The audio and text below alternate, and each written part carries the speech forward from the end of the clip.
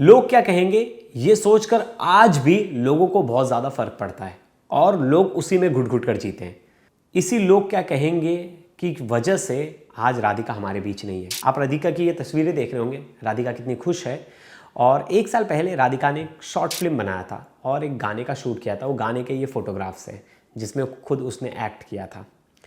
राधिका बचपन से ही एक स्टार टेनिस प्लेयर थी। कॉलेज में भी उसने अपने माँ बाप का काफ़ी नाम रोशन किया।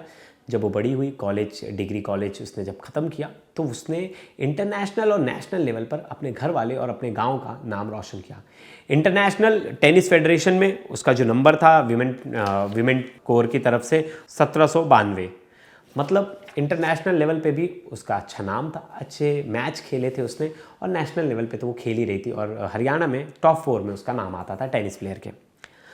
वो अच्छा करने लगी और अभी कुछ 3 या 4 महीने पहले उसके पैर में चोट लग गई और कंधे में चोट लग गई टेनिस खेलते हुए। राधिका ने डिसाइड किया कि अभी मुझे रेस्ट देना पड़ेगा अगर मुझे अच्छे से ग्रोथ करना है। तो डॉक्टर ने भी उसे कहा कि अभी तुम्हें रेस्ट देना पड़ेगा। तो उसने 3-4 महीने से उसने टेनिस खेलना बंद कर दिया था। लेकिन उसने एक चीज़ शुरुआत कर दी। उसने कहा कि पापा मैं ऐसे नहीं बैठ सकती। तो पापा ने उसके जो है उन्होंने डिसाइड किया कि बेटा आप ना एक टेनिस अकेडमी खोल लो, जिनका उनके पिता का नाम है दीपक यादव। दीपक यादव ने डिसाइड तो कर लिया। दीपक यादव ने उन्हें टेनिस कोर्ट खोल कर भी दे दिया और उन्होंने अपना ट्रेनिंग स्कूल शुरू कर दिया, अकेडमी टेनिस की शुरू कर दी। अब उसमें पिता जो हैं वो आते जाते थे, बेटी भी जाती थी। बहुत सारे मेल और फीमेल दोनों प्लेयर्स थे, लड़के लड़कियां दोनों आते थे वहाँ खेलने के लिए और अच्छा कुछ चल रहा था। अब कल यानी 1 दिन पहले अचानक से इनके जो भाई हैं जो दीपक यादव, उन्हें आवाज़ आती, दीपक यादव के जो छोटे भाई हैं उन्हें आवाज़ आती है गोली की, जिसका नाम है कुलदीप। कुलदीप आवाज़ सुनते कि फर्स्ट फ्लोर पे गोली चली है। वो ऊपर जाके देखते हैं तो देखते हैं कि उनकी जो भतीजी है राधिका यादव वो खून से लथपथ पड़ी है। वो तुरंत उसे उठाते और लेकर चले जाते हॉस्पिटल, जहाँ उसे मृत घोषित कर दिया जाता है। हॉल में एक पिस्टल रखी होती है। वो पिस्टल किसी और की नहीं बल्कि दीपक यादव की है, मतलब राधिका के पिता की।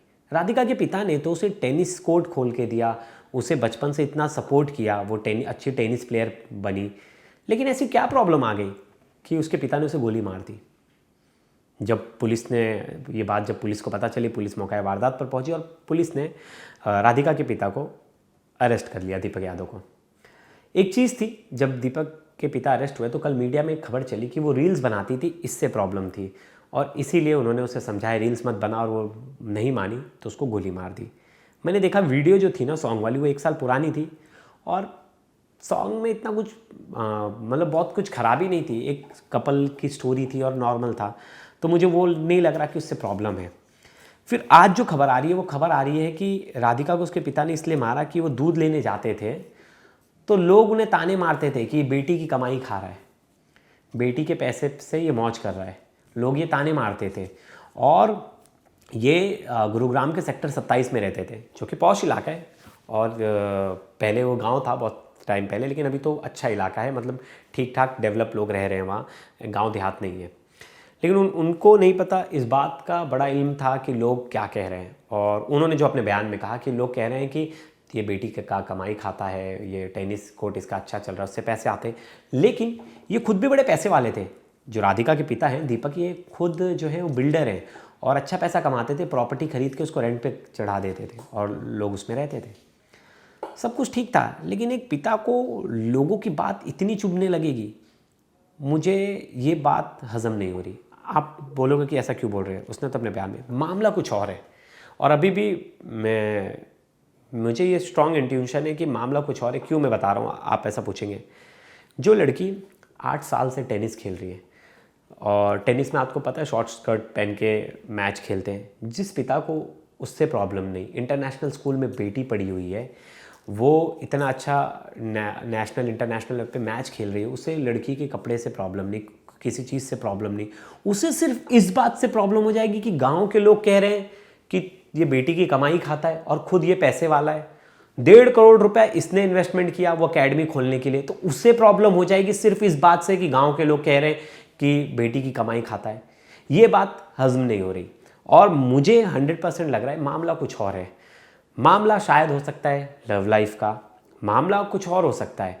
लेकिन ये बात तो मुझे नहीं लग रही अभी तक जो चीज़ें हैं, क्योंकि मैंने पूरी प्रोफाइलिंग देखी कि जिस पिता को अपनी बेटी के कपड़ों से प्रॉब्लम नहीं, वो तो उसी गांव में रह रही होगी ना, स्कर्ट पहन के ही वो टेनिस खेल रही होगी, तभी तो गांव वालों ने कुछ नहीं बोला, तभी गांव के लोगों ने ताना नहीं मारा। जब उसने गांव का नाम रोशन किया टेनिस खेल के, तभी किसी ने कुछ नहीं बोला। तो ये बहुत ही मुझे लगता है बहकाने की कोशिश कर रहे हैं पुलिस को एक झूठी बात बताकर। और कोई अपनी बेटी को 3 गोली मार देगा सिर्फ इसलिए कि गांव वाले कह रहे हैं कि बेटी की कमाई खाता है। आजकल इंडिपेंडेंट वुमेन, आजकल हम चाहते हैं कि हमारी बेटियां काम करें, हमारे घर में मेरी बहन, मेरी वाइफ, मेरी मम्मी, सब हर कोई जो है वो काम करे। लेकिन हम क्या इतने पीछे हैं, अभी भी हम इस बात पर टिके हुए हैं। और कौन से गांव, कौन सा समाज, कोई समाज जब उनकी बेटी पढ़ रही थी तो क्या उसने उसको स्कूल की फ़ीस भरी? क्या उन्होंने उसका खर्चा उठाया जब उसके हाथ में चोट लगी थी? क्या गांव वालों ने मदद की वो एकेडमी बनाने में? नहीं। तो किसकी बात सुनना। खैर, आज भी हमारा सोसाइटी इन सब चीज़ों से जूझता आ रहा है और उसी का कारण है कि इस तरह की घटनाएं हमें देखने मिलती हैं।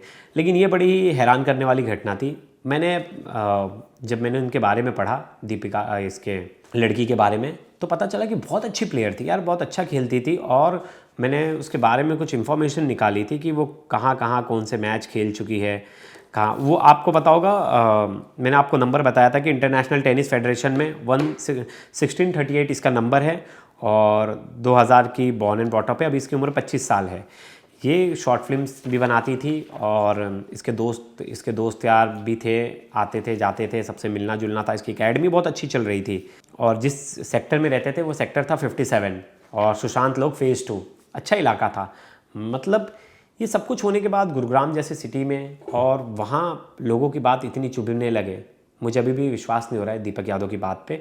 और उनकी मम्मी से जब पूछताछ किया गया दीपक यादव की वाइफ से, तो उन्होंने कुछ बताने से मना कर दिया। उन्होंने बोला मुझे नहीं पता। जब उनसे पूछा गया वजह बताओ, वजह क्या थी, तो उन्होंने कहा मुझे नहीं पता और उन्होंने वजह नहीं बताई। मुझे लग रहा है वजह कुछ और है।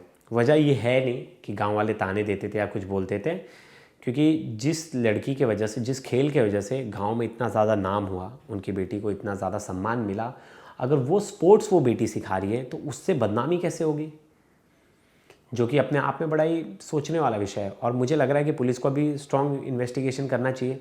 मामला कुछ और है और एक तरह से जल्लाद पिता है। मतलब आजकल पिता बेटियों को इतनी बेरहमी से मार दे रहे हैं, अभी भी नहीं पता कौन सा समाज इन्हें कहाँ लेके जाएगा। अब देखते हैं इन्हें जेल में कौन सा समाज आता है इनकी हेल्प करने, कौन सा गांव के 4 लोग आते हैं इनकी मदद करने, कौन से 4 लोग इनका केस लड़ते, देखेंगे। मैं जेल में गया था अभी कुछ दिन पहले कैदियों से मिलने, जो ऐसी चक्कर में भी मर्डर करके आ जाते हैं।